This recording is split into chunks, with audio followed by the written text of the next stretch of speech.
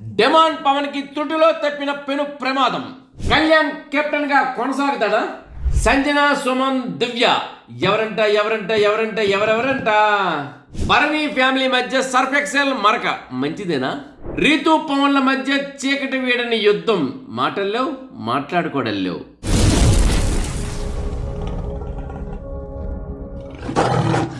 Hi, hello, నమస్తే. నేను SS Patnaik. చూస్తూనే ఉండండి పెమ్స్ టీవీ. షేర్ చేయండి, లైక్ చేయండి, సబ్స్క్రైబ్ చేయండి, గంట సింబల్ కొట్టడం మర్చిపోకండి. ఇక పెమ్స్ టీవీ మా యొక్క అప్డేట్స్ ఇన్స్టాలోని చూడండి. పెమ్స్ టీవీ ఎఫ్బీలో కూడా మీరు ఫాలో అవ్వచ్చు. సో ఈ విధంగా ఇన్స్టాలోని ఎఫ్బీలో కూడా మీరు ఫాలో అయినట్లయితే మరిన్ని అప్డేట్స్ మరింత వేగంగా మీకు చేరువవుతాయి.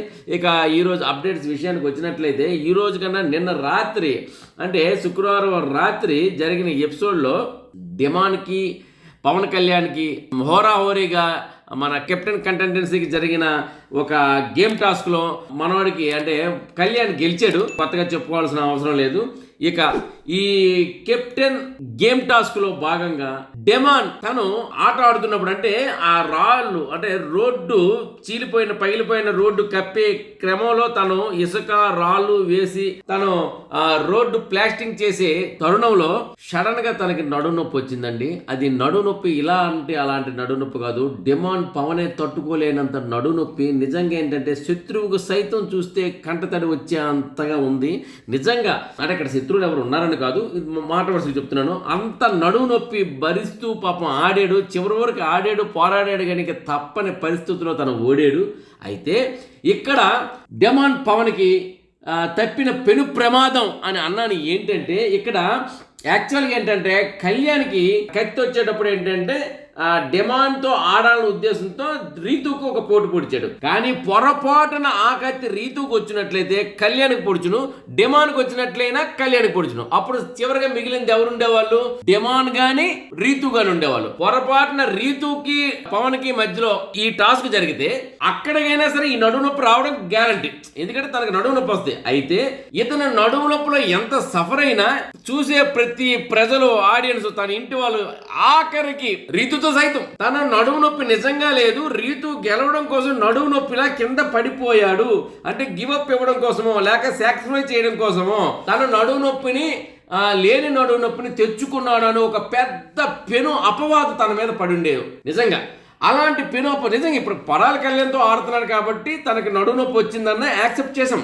ఒకవేళ రీతుతో ఆడాడు అనుకుందాం కాసేపు, అంటే పవన్ కళ్యాణ్ లేదు, రీతుతో ఆడేటప్పుడు తనకి అప్పటికి నడుము నొప్పి వచ్చింది. నా ఇంటెన్షన్ ఏంటంటే అప్పుడు నడుము నొప్పి వచ్చుంటే అలాగే పడిపోయాడు. కానీ మనందరం నమ్మేవాళ్ళమా? లేదు.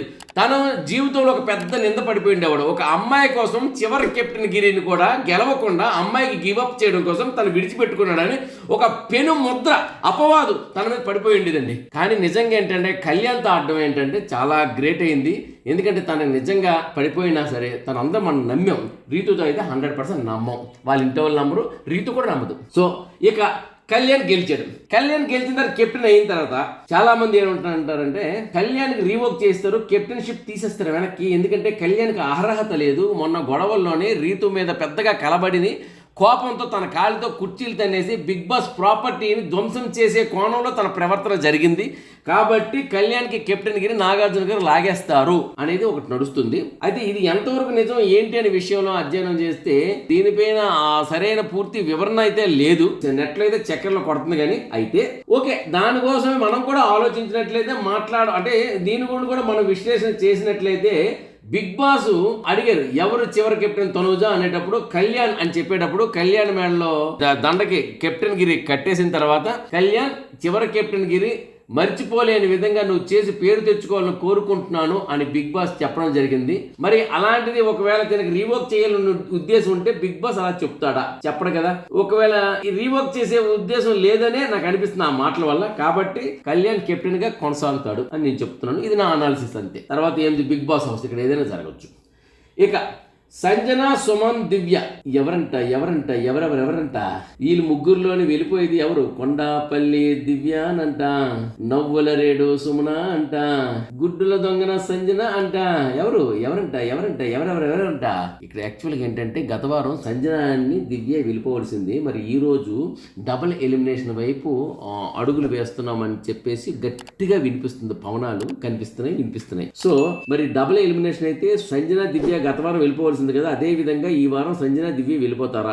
లేదు అన్నట్లయితే సింగిల్ ఎలిమినేషన్ అయితే ఒకలే వెళ్తారు. దివ్య అయితే ఎక్కువ ఛాన్స్ ఉంది దివ్య వెళ్ళిపోవడానికి, పంపించడానికి. ఈ బరిలోకి సుమన్ కూడా దించడం జరిగింది. సుమన్ ఏంటంటే సుమన్కి ఓటింగ్ తక్కువ ఉందని అంటున్నారు, సుమన్ కూడా దించారు ఈ బరిలోకి. మరి ఈ వారం సుమన్ వెళ్ళిపోతారంటే గత వారం సుమన్ ఏం కనిపించలేదు గడిచిన వారంలో. అంతకుముందు వారంలో కెప్టెన్ గిరిలో ఆట ఆడాడు, మరి ఈ వారం పెద్దగా కనిపించలేదు. కాబట్టి సుమన్ బరిలో ఉన్నాడు.